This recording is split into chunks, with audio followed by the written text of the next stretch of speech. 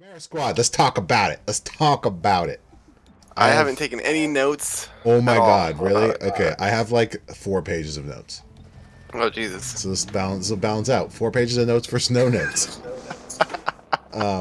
So I guess So just I'll to, let you lead it, okay, and I'll sure. just talk to you about it. You'll be color commentary. Yeah. Okay.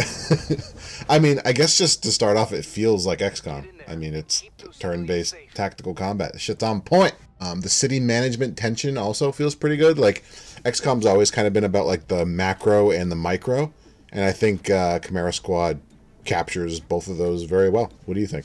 Yes. About both things. So it's. I think I've seen someone else say it's like XCOM 2.5. It Yeah. feels like it could be a mod or something for XCOM, or a maybe a mission type that's inside of XCOM, which is really fun. I can hear Zaya doing the dishes in the background, by the way. She's filling water. Oh. Yeah. Anyway, so yeah, it's like XCOM 2.5. So I played a game called Breach and Clear a while back, which is basically the same exact concept. You move from room to room, you gear out your people. It's military sim instead. It's basically what got me on the genre. So it's great that it reminds me of that. The city tension, it's nice that it has that macro. I didn't find it that difficult to manage though. I had anarchy in the city once Yeah. in the entire gameplay. So I guess what difficulty did you play on? Because I only played on normal, and I feel I the only same played way. on normal too. Yeah. Okay. I only played normal. I felt a little overwhelmed at the beginning until I realized that they have like those 4 cooldown things that help you manage the city anarchy. So I was like, oh. And once I started using those, then yeah, it was incredibly easy. But I imagine that as you crank up the difficulty, and as the game, like as each, because there are like 3 acts, right? As each act goes, the city unrest scales up. So I'm guessing on higher difficulties, it becomes a actual like harder to manage. But for sure, on normal, it did feel a little too easy. Yeah, and we're both experienced XCOM players. Maybe we should have been playing on expert, but at the same time, I didn't want to like stress all that much. Yeah, I like when I the first time I play a game, generally speaking, I like to just experience it sort of because normal is kind of like how it's intended to be experienced. So I like Yeah, to, that's why I figure too. yeah. So I guess moving on a little bit, like, how did you feel about all the recruits? Okay, so you can only get 8 of them. Yes. I don't know which 8 you got of the 11. I liked most of them. Some of them felt stronger than they actually were. Like I thought, Verge was gonna be really strong because he's a psychic and all that kind of stuff. He ended up being really weak. And then Blue Blood, I didn't get him until later on, and he's probably he's the most overpowered character in the game. That's funny you say that because Verge for me was like hilariously overpowered, especially at the end.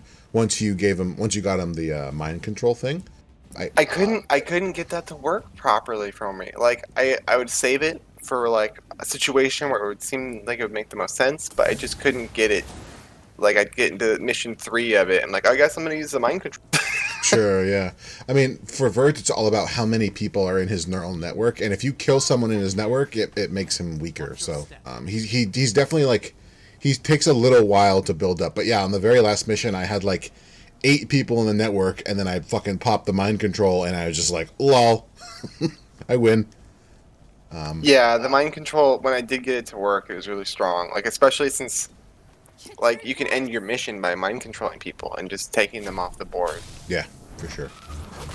So the recruits I did not have Torque the Viper. I didn't have Claymore the demolitions guy, and I did not have Steadfast. I think his name is. I did like most of the recruits for the most part. A lot of strength and weaknesses, a lot of synergy, which makes your squad pretty damn important. One of the things I read coming into this is that Cherub was very weak, and I mean, maybe he doesn't scale well in hard or insane or whatever the last difficulty is, but he was incredibly powerful for me, especially when I was rolling him with Axiom or Zephyr, which are like the 2 kind of bruiser. See, I feel the same way. I really like Cherub too. Yeah, he's and I fucking ran strong. him with Torque because what you could do is you could have Cherub put your shield on Torque. Torque could tongue and lock someone down and no one could interrupt the poll anymore. 'Cause, you know, Yeah, the combinations that you can sort of pull off with all the different characters and unique abilities was I have complaints later about the recruits, but that's definitely speaks to the replayability, right? Like you're gonna come back and pick recruits that you didn't pick before, and then find different combinations, and it was a lot of fun. Agreed, and I think that's why I'm not too mad about it either. That you didn't get to play them all, but at the same time, if they weren't gonna let you play them all, I wish they would have given you like 16 or 20 characters, so you could actually feel like you could play another time and play with a whole new set of people and get a whole new like game out of it, maybe. Sure. Yeah, I mean that was sort of my biggest complaint about this game is that you've taken away sort of what I like the most about XCOM, which is customizing all my own personal characters and like watching them bond or die and all that fun shit. And then you gave me these 11 unique characters, a lot of them very interesting and fun, but then you only let me have 8 of them. So it's like, what the fuck, man? Is 3 more really gonna make us that much more overpowered? I don't think so. Like, let us play all 11. What the fuck? Yeah, not only that, but each character was sort of very linearly like built. Like you have 2 choices between each level, and you couldn't really even find a way to get both of them. Like they gave you access to an XCOM 2 eventually, Sure. like through training or whatever. Sure. So you couldn't even make like a unique character. Basically, each character you have 2 playthroughs with to have a different combination to see like if you like one build or the other better. Yeah, there's not a lot of like build diversity, even like within the specific characters. Yeah, the characters play the way they play. You know, I guess you can mix it around a little bit. Like Axiom, for example, you can like play him as sort of an aggressive bruiser or as more of a tank. But yeah, every other level he's still gonna get like he's gonna have Quake at the max level no matter what. Like he plays the way he plays. You can tweak it a little bit, but exactly. Patchwork will always be a healer. Terminal will always be like a healer, you know, like Patchwork's the tech. Or yeah. I meant Terminal. It's always gonna be a healer. I also you're capped at 8, and also you don't really have a choice on, like for example, first 3 I could pick from. Torque was in there. I ended up picking Axiom, and then I never saw Torque again. So like I missed out on Torque just straight up. Yeah, I noticed that too, and that's sort of a bummer. I didn't really want Axiom, but I kept on being. I would have preferred Axiom than being kept on like they kept on trying to give me a Claymore. I'm like, I don't really want explosives for this. Like for breaching, for close combat quarters, I don't want an explosive expert. Yeah, right. I guess let's move back a little bit. What did you think about the breach mode? Oh, it was great. I liked it. It was fast paced. Like I was saying before, I could see it being a game type inside of another XCOM game because it was so fast paced, moving from room to room. It was like having a multi-day mission, in a way. XCOM 1 had multi-day missions, right? I don't know. I don't think so. I remember 1 having multi-day missions, and that was sort of cool. So you had to like plan out and not get your guys too fucked up, or like ambushes or something like that. War of the Chosen does have like multi-tiered missions. Like I just killed the assassin last night, and yeah, like the first part is like going through her base, and then you go to another part that's like you actually fighting her. So you have to sort of gauge your abilities and not use all your rockets and shit. Not blow your load too soon. It's great. It's like another element of like the tactics of the game. Yeah, the breach mode is one of my favorite things about it. And then it made it feel like SWAT XCOM. Like, oh, how am I going to go through this room? Oh, I'm going to send Axiom through the main door because he can panic people, and then I'll send Blue Blood through the vents with his fucking infiltrator vest on. And it just added another layer to the tactics. I really appreciated it. Like the separate entrances too. That was really cool. I kind of wish there was more of it. Like you set up your people to have a diverse set of like a door and a vent and all this other stuff, and then you only get like 2 of them sometimes, if that. Sure. So it's like you don't get much option. Again, another linear aspect of something. They could have made it a little bit cooler there, but I like the idea, and get mods and stuff are gonna make that cooler. Yeah. Yeah, dog. All right, yeah. So going back to the recruits, I didn't realize this initially. So you're kind of stuck with the first four if you go through the tutorial. Apparently, if you skip the tutorial, you can pick whatever four you want. So I guess that's makes up for it a little bit because I mean, for me, like the Godmother was kind of like the least interesting hero. So I ended up feeling like I ended up just like sending her on spec ops missions all the time. I would have liked a little more freedom to choose. Just like more She freedom was to strong choose for in a general. while. No, I liked her for a while. she's strong. I just like, and compared to all the other characters, I just found her like less interesting. She's kind of just like the grizzled veteran. It's true. I liked Zephyr. I don't know if you played Zephyr. Yeah, Zephyr's fun. Zephyr's a lot of Freaking- fun. So yeah, Yeah. more on Zephyr later because I have a complaint, not about her, but yeah. Anyways. So Okay. what do you think about the comic book slides as opposed to like 3D CGI like in XCOM 2 for like Like storytelling? them purposes? actually talking. Oh, so this is gonna roll into like performance and visuals and everything all together. Because when I first loaded the game, it gave me a warning that my computer wasn't strong enough to actually play this game. I'm like, okay, sure. As if it's gonna look that much better. It wasn't really that taxing, but I did have a lot of crashing, especially on reinforcements of missions. Okay. So, like, they took away the visuals of having those rendered cutscenes, and yet they still somehow made the game harder to run. That is something I'm a little upset about. Like, they could have at least made it pretty, or like gave us the rendered cutscenes if they're gonna make my computer have a hard time running it. Yeah, interesting. I didn't even think about that. Yeah, yeah, because I prefer like especially now playing XCOM 2. Not that XCOM 2 story is anything like really to speak of or those 3D cutscenes, but the slides like I guess I'm going back and forth on them. Like some of them are okay, and they definitely would allow you to sort of like churn out content more. I don't know if that's what their plan is, but I just generally would have liked to see these unique characters interacting in like a more realistic setting as opposed to just like a face. Hey, what's going on? Not too much. Ha ha ha ha ha ha. I feel like the whole point was to like give us these interesting new characters, and like if you're going to give us like if you're going to give us named characters, then why don't you should tell like a better story with them. And instead we just got Yeah. a lot of just like quipping, which is okay, but I think I missed an opportunity, I guess is more my critique. Yeah, it's like they're just trying to develop characters for a single game. Like all the other XCOM characters, they really brought through the games, right?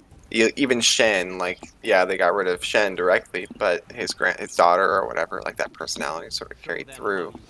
I don't know if they're trying to make characters that are going to carry on through the genre. I don't know, because this isn't. You're right. This isn't necessarily the way to build characters. Yeah, I mean, I would be fine if seeing these people like any of these characters in like XCOM 3 as either playable or like cameos in some way. Like maybe they're part of the, whatever XCOM 3 story ends up being. XCOM going on the offensive or something. But I guess this brings me to sort of like what I want going forward. I like sort of the idea that this is like XCOM 2.5. This is like a spin-off. I don't want them to get rid of character and soldier customization. Like that's really like the bread and butter of what XCOM is to me. And Agreed. if they like threw that away for like an entirely named cast with no permadeath, that would suck. Yeah, I totally agree. I really hope that they go back to like XCOM 3 goes back to an XCOM 2 stance where you customize characters. Yeah. It's more complex because it really is. It's more complex. It's a longer game.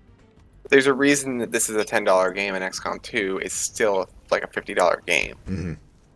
Even though there's like I have 30 hours in this game, so like I guess we can talk about like would you buy later, but yeah, the fucking price for this thing is hard to argue with. Like $30 or excuse me, 10 to $20 for 30 hours. That's still some good shit. Oh yeah, it was excellent. Like I burned through it too. Like it sucked me in. Yeah.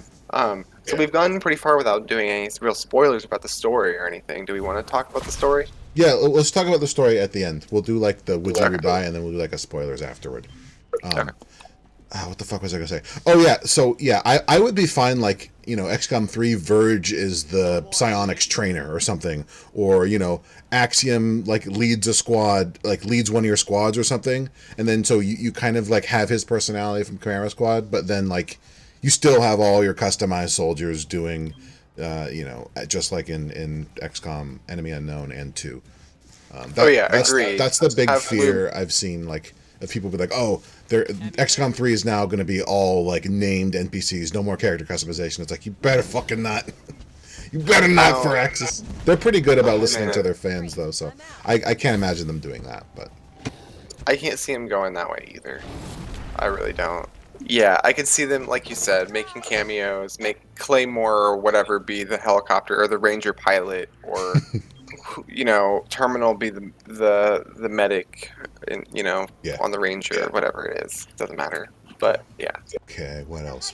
Oh, okay. So, what did you think about the individual turn-based? I actually liked it. It brought a different tactics to the table instead of. There's so many times I hit tab. Like I don't want to play this character. I want to switch to a different character. I'm like, oh, I don't have that ability. I have to think about what I can do with this character right now, and do the best move I can. That's all there is. So yeah, and it made it.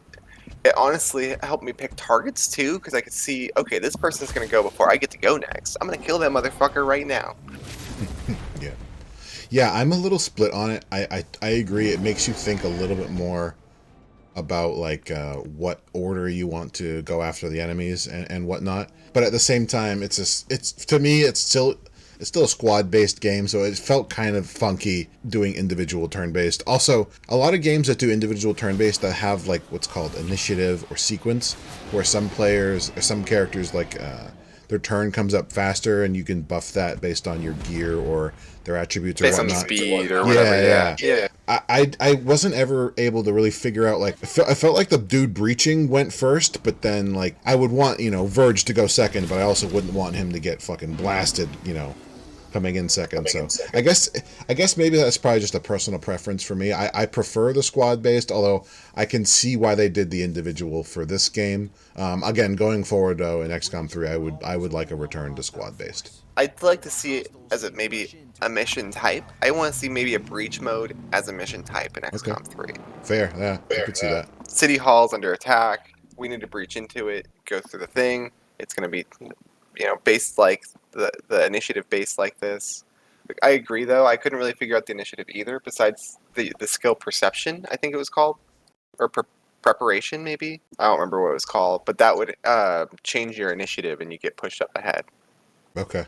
I don't remember that, but and also the team up skill, like I was saying with Blue Blood, I got him a pistol that had quick draw. Then he has 2 regular shots because if he doesn't move, he can shoot twice. So I'd shoot 3 times, and then I'd go to the next character, shoot with them, and then use team up on him, and then he'd get to shoot 2 more times. Like, okay, I just killed 5 people in 2 people's turns. Like, yeah.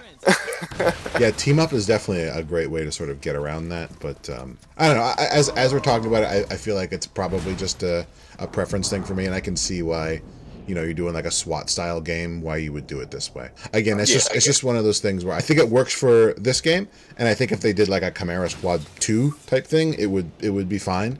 It's not something that I want to see in like the main title. Yeah, I don't think it should be the main way. Like you said, XCOM 2 is more squad based instead of like SWAT based. So you should be building your moves off of everybody together. Yeah. Especially since like XCOM 2, there's that stealth element, and I'd hope that XCOM 3 would also, like assuming there's an XCOM 3, would also have that stealth element. I don't see how they would do that and keep the initiative system. Yeah, I mean, I think, like you said, maybe they'll do something like, either like a mission type where if you're ambushing, you're in the stealth, or if you're breaching, obviously if you're breaching, there's no stealth. Yeah. So I guess we'll just have to see. Shit. What else? Okay, so some of my like a little bit more specific critiques are so the very final mission, no spoilers here. It's a critical mission, so it had to be completed ASAP, which I guess makes sense. But I had Zephyr like in training, and I was like, "What the fuck?" Like she was part of my main squad at that point, so like I had to kind of roll out without my main squad. And I get it for role playing reasons, right? Like it was a critical mission, has to be completed right now. You can't wait a day. But I didn't really see it coming, and I felt cock blocked out of using like one of my preferred characters. The same thing happened to me. Yeah. I can't remember who I wasn't able to bring, but I felt like I was gimped going into the final mission too. Yeah, it's like, motherfucker, I spent all this time, like, getting my synergy down for my favorite squad, and then I gotta leave one of them behind. Also, the final encounter, which I think I told you beforehand, it's 3 encounters, Yeah. and then the final encounter. 4. So I blew my load on the 3rd encounter. I probably shouldn't have, because I was like, there's no way. Isn't there a boss fight? There's no boss fight. Okay, well, this is really easy. And then I get to the boss fight, and I'm like, oh. The boss fight wasn't that bad? No, it wasn't. Yeah, I mean, I had, like, no cooldowns, basically, and I was still able to do it. But it was just a little misleading, that's all. I just would have liked, like 3+1 encounter or something. Just something to know, like, hey. Because on the 3rd encounter, like I was saying earlier, with Verge, I just like mind controlled everyone, and it was easy as shit. So I was like, oh, okay. And I get to the last encounter, like, oh, okay. Well, all my Verge cooldowns are gone. Yeah, it's definitely like a tease or whatever, like a trap or whatever. But I just wish the final encounter was more epic. Like it just doesn't. It didn't feel like the end of the game. Yeah, right. It's like, I'm the bad guy, and I do bad guy stuff because that's what I do. Okay, let's fight. And even, like, after you fight the 3 campaigns, it, like, feels like you're going into a 4th campaign. So I'm like, okay, cool, 4th campaign. And then it just sort of cuts. And it's like, all right, stop Atlas right now. Yeah. Okay, go. Yeah. Shit. So that's, yeah. Yeah. All right, so I guess before... Hang on. Okay, did you have any, like, what were your favorite /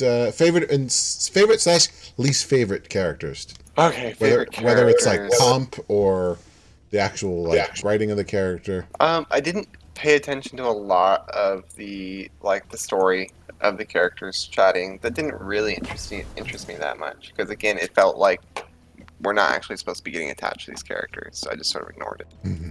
It's sort of a bummer, I guess, but it's sort of how it turned out to be. I really liked Blue Blood, though. I liked the way his skills in the game. I liked the Cherub character as like a tanky character, though it did seem like him having constant half cover made it so people didn't want to shoot him. So it sort of defeated the point of him being a tank. Sure. But I liked Terminal. I always like having a healer on my team. Yeah, Terminal, I think, is like pretty universally agreed to be like the most overpowered character, just because she, like, you put aid protocol on someone and they're healed every turn, like healed, high defense. So you just, what I would do is I would put a Cherub shield on Zephyr. I'd send Zephyr just balls deep somewhere, and then I'd put Terminal's thing on her, and she would just like fuck she had the melee overwatch, so if like you moved around her, she would hit you, and she was just like, she was basically like fucking Neo. You just send her in there, she just beats the shit out of everyone with her bare hands, and it's like, what's up? Basically the exact same thing I was doing. And then I liked having Torque around. Honestly, poison on Torque was useless. The tongue was awesome because you could pull and lock someone down, especially something like a Codex. Just fucking lock them down for the rest of the game until they die. But also, considering the initiative system, using Torque to tongue somebody that's not in range of escaping yet, so you can escape a turn sooner, that's also perfect. Nice. Fuck. Yeah, I really wanted to pick Torque, and I picked Axiom instead. Although I loved Axiom. He was a lot of fun too. Although I felt like his smash was a little, I don't want to say underpowered, because there are times where like he would smash an Archon like with like 20 HP, and he would just knock it unconscious right away. So I'd be like, oh, okay, that was useful as fuck. But a lot of times it would get dodged, or it would do like 2 to 3 damage, and I'm like, ugh. So it felt a little inconsistent, I would say, yeah. Interesting. And he has that rage thing too, right? So you just lose control of him sometimes. That's like, I don't know. So I've read people complain about that, but that's like a free action for in my book. Like, most of the maps were small enough so where he could like cover anywhere that he would go run that was out of position or whatever, he could cover it in his next turn anyways. So I get that would probably suck in like an XCOM 2 larger map where he like runs like the opposite direction, but these missions were so like small and contained, it never really bothered me. It didn't make him hard to like evacuate or anything like that. No, no, not. No, not really. My only issue with evacs are the individual turn-based stuff where you could send someone evac, and there's a few times where the last person got like snake wrapped or something, and it would be like critical failure. And it'd be Yeah. like, well, yeah, you fucking. They're at the bottom of the evac. They're at the bottom of the individual turn-based turn system. So. Well, I think what made that worse, though, too, is the reinforcement system. It seems like they'd throw people into the room and then they'd scramble the order. Yeah. They wouldn't just get thrown on the bottom of the stack and then go at last. They'd just be thrown in, and the person that you got the furthest away would get. Yeah. Also, the reinforcement system, sort of narratively speaking, just doesn't make sense because you're supposed to be the SWAT squad, essentially the Chimera Squad. You're like the first ones in, but there's always supposed to be like 31 PD behind you. So when you're on a mission where there's endless reinforcements, it's like, wait a second, what? Yeah. Like, aren't they running from us? Like, what's going on? I mean, I know it's like it's a gameplay thing. It's saying don't fuck around, but it was a little jarring to me. Yeah, they could have. I feel like it could have been different, like the building's on fire or anything else to force us out. Yeah. Yeah, okay. So I guess I want to talk about what I really want Chimera Squad to carry over to XCOM 3, although we've kind of touched on this a bit, but the biggest thing I want to see carry over is I would love to see like the Mutons, the Vipers, the Sectoids, and even like some of the Advent classes, like the Shield class or the melee class that Zephyr was. I would love if all that is just sort of jammed into the rest of the XCOM class pool, because I assume XCOM 3 or whatever the next iteration is in the series, we're supposed to be fighting the people that the Elders were fighting. So I would love to see just a giant diverse pool on our side as we go forward and fight a bunch of new stuff. Agreed. XCOM 2, it ends, well, War of the Chosen, it ends with them looking out on the ocean. Spoiler! Worried about the...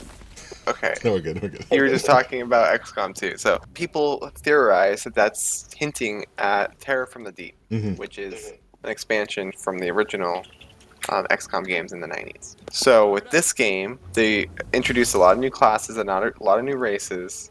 I'm thinking the same exact thing, that we're going to fight who the Elders were like afraid of.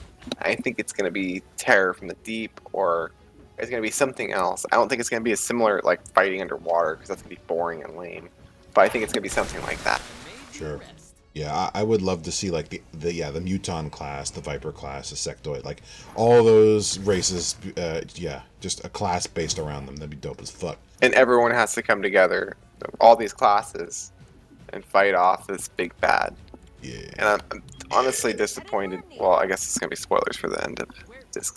Okay. Save it. And then what not to carry over? We've already touched on this. Just I want to return to the highly customizable recruits. I don't want every recruit to be a named NPC. And agreed. Yeah. Though I can see where this could have its fan base, like have its own separate, like they can keep on making Chimera games for it's Sure. like soft core. And honestly, if I were to introduce anyone to the XCOM series, I'd introduce them to this one instead of XCOM 1 or XCOM 2, like Enemy Unknown or XCOM 2 or War of the Chosen. Those are just way complex, and I think it would scare away people.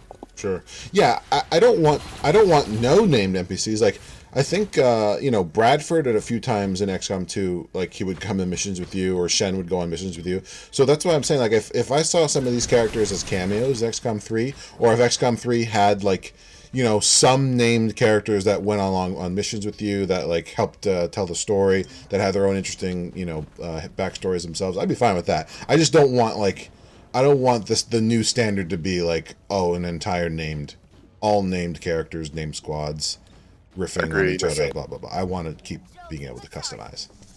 Agreed. And like have classes that are deeply customizable too. It's not just be able to make whatever face you want and whatever name you want, but also like this person has carbon armor and has a mechanical rocket launcher on their back and shit like that. Sure. Yeah, this grenadier does big dick damage. This one does support grenades. This ranger does Overwatch shit. This ranger gets up in your dick with the sword. Yeah, I mean, I know you were talking a little bit about some bugs. I had some bugs too, although nothing like no crashing really like you had. I had some shooting through walls. I had a lot of like ceiling over like getting stuck above the ceiling. So I'm like just watching shadows through the ceiling. That sucked a lot. I hard crashed twice during the Sacred Coil final boss fight as I was killing the final boss, which sucked. The camera in general is just very janky, but a lot of these problems are like, I feel like they're like engine problems. Like a lot of them I had in XCOM 2 as well, so I don't know if it's fair to be like, this is Chimera Squad. Like, no, it's like an XCOM general problem. Yeah, and it's like we played it early release and all those other things that are basically the normal now. We can't have decent games on release. Yeah, welcome to 2020. Shit. So yeah, like I guess we've sort of already answered it already. Like, would you rebuy? I mean, oh yeah. If this was a $60 game, I would say no. But like you and I both got it. I assume you got it $9.99, right? Like yep. Yeah, like $9.99, even at $20. Like again, I had 31 hours into this game. It's really hard to argue with that price for money, and it's not always so simple as like how long did you play a game versus how much did you pay for it. Like there's some really good games that are short, but this is one of them that's just like it's almost a 40-hour game, and you're paying at most $20 for it. You can't argue with that, man. Like that's some good shit. Oh yeah, absolutely. I mean, I technically paid $20 for it. I bought a copy for my brother too because it was on sale. Nice, the dirt. Yeah, I think it's worth it. Worth $20. It looks like it has mod support, so there's going to be people adding to the content themselves if you like it. Yeah, that's something that Firaxis has always been very good at, whether it's Civ or XCOM. Like very, very good mod support. So I'm looking at the workshop right now, and there's already a bunch of shit in there. And the game's it's been out for like 2 weeks. So oh yeah, if that. Right. Good shit. Let me go back. Anyways, good shit. Would rebuy. Oh, it's been out for exactly 2 weeks. Look at that. Look at that. All right. So, yeah. Would rebuy, right? That's our verdict. Double would rebuy. Oh yeah, I would definitely rebuy it. Would you recommend for Tiki? I'm a hardcore fan. Apparently not, because the RNGesus is still active. He's still here. He is still the one true God here. But as far as I'm concerned, almost every game has RNGesus in it. Sure. It's just in the ways that bother you, I guess. Well, we'll make him come around. All right, folks. Thanks for listening. We'll catch y'all next time. Wait. We're going to talk about story? Yeah, we'll do a separate spoilers. Okay. Yeah. Shit, relax.